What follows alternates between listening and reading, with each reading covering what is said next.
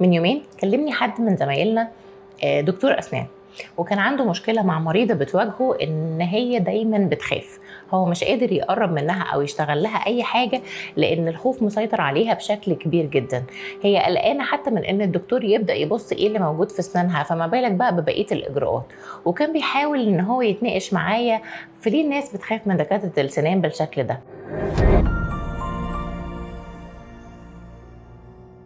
يمكن الخوف من المواضيع او من المشاكل اللي بتقابلنا كتير جدا، علشان كده قررت ان هي تبقى على كذا فيديو هنتعرف فيهم يعني ايه خوف، ليه الخوف بينشأ عند دكتور السنان بشكل خاص، وازاي نقدر نتغلب عليهم. لما تبقى عندنا كمية المعلومات دي عن الخوف او القلق اللي بيجيلنا واحنا تحت ايدين دكتور السنان، هنقدر نتعامل مع الموضوع بشكل ملموس اكبر. علشان كده هنبدأ فيديوهاتنا النهاردة بيعني ايه خوف. هل الخوف ده عبارة عن احساس ولا شعور ولا فعل؟ الحقيقة الجملة دي استوقفتني شوية علشان أقدر أفرق أو أقدر أميز هو الخوف ده عبارة عن إيه.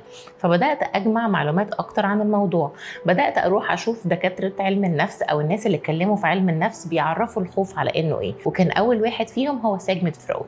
فكان العالم ده اللي مشهور انه اسس علم النفس بيتكلم على الخوف، او بمعنى اصح القلق، ان هو ده السيستم الطبيعي اللي موجود في جسم الانسان، وان هو ده اول شعور حرفيا بيبدا يحسه الطفل اول ما بيتولد من بطن مامته، اللي هو بيتولد بيحس ان هو انفصل عن مامته فبيبدا يخاف.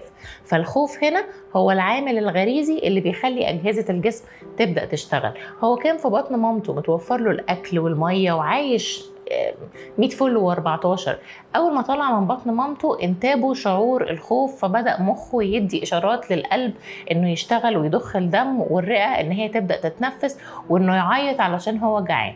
والحقيقه التفسير ده ما كانش منطقي ابدا بالنسبه لي، لان احنا عارفين ان ربنا خلق كل حاجه بالظبط بمقدار. فكون ان انا اجهزه جسمي تبدا تشتغل علشان الجسم حس شعور معين، ما كانش دي الفكره اللي قدرت تسيطر عليا او اللي تقنعني قوي بان ده ممكن يكون التعريف المناسب للخوف. بعد كده جت دكتوره اسمها كارين هوري، بدأت تعرف الخوف على ان هو الشعور اللي بيجي للشخص اللي بيتعرض لحاجة من المواقف، زي العزلة، زي العداوة، زي الانزعاج. وقعدت افكر فيها شوية، هو البني ادم لما يتعرض للمواقف دي ممكن يجيله احساس بالخوف، بس هل الخوف بينحصر في دول بس؟ طب انا لو ما تعرضتش لحاجة من دول، لو ما تعرضتش لموقف فيه عزلة او فيه وحدة او فيه انفراد او بتنقل من حالة لحالة، هل ساعتها مش هبدأ احس بخوف؟ حسيت يمكن ان التعريف بتاعها ده تعريف خصوصي شوية، او بيعرف الخوف من وجهة نظر ضيقة شويتين، فبرضو التعريف ده ما دخلش دماغي. بعدها اللي جه واكد نفس الكلام اللي هي بتقوله او ادى تعريف مشابه ليها شوية كان إريك فروم. العالم ده قال ايه؟ ان الخوف هو الإحساس اللي هيجيلك مع حالة واحدة بس، هي حالة الانفراد. يعني إيه حالة الانفراد؟ لما تبدأ تنفرد بنفسك وبشخصيتك عن العالم اللي حواليك. زي مثلا الطفل لما بيبدأ في مرحلة البلوغ وبيبدأ يحس إن هو كبر شوية، فيبدأ عايز يستقل، عايز يبعد عن ماما وبابا، عايز يبدأ ياخد قرارات من دماغه.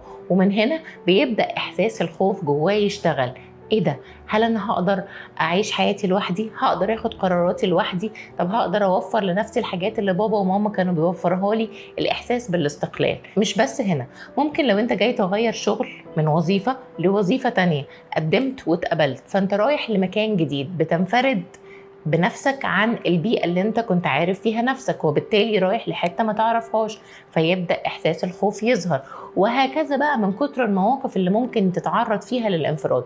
قدمت على وظيفة فجالك انترفيو، فرايح تعمل مقابلة مع حد ما تعرفوش، طالع تعمل برزنتيشن او تدي محاضرة في مكان قدام ناس اول مرة تتعامل معاهم. اي احساس او اي موقف هيحطك في حالة الانفراد، انك انت تبقى لوحدك في مكان جديد عليك، هيدي احساس بالخوف. كلام منطقي شوية، لكن برضو ما نقدرش نعممه على كل الناس، لان احنا بنتحط في مواقف كتيرة تانية غير الانفراد بنبدأ نحس فيها بالخوف. وهنا بدأت احس شوية ان احنا محتاجين نلغي الدكاترة النفسيين من الكون، مش نلغي دكاترة الاسنان.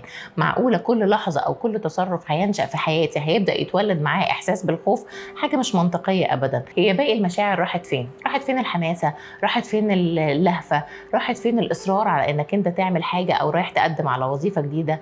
راحت فين السعادة بحاجة او او بمنصب جميل انت رحته، كل خوف خوف خوف في كل المواقف اللي فيها انفراد، الحقيقه الموضوع مش مقنع ابدا. وهنا بدات اخد وقفه شويه مع نفسي، طب ما يمكن انا اللي غلط، يمكن انا اللي بدور في حتت بعيده قوي مش ممكن تطبيقها في العصر اللي احنا عايشين فيه.